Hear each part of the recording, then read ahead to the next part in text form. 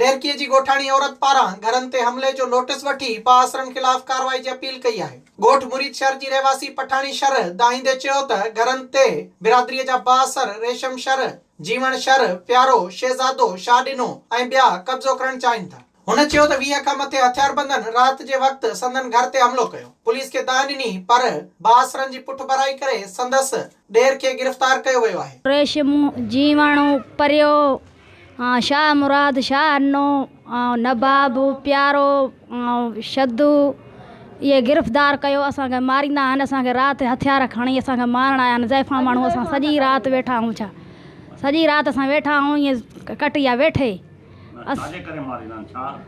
असांखे चवंदा आहिनि अवां लॾे वञो नी टोटे मां असां अव्हांखे लॾाईंदासीं चाहे घर वञा साड़ींदासीं।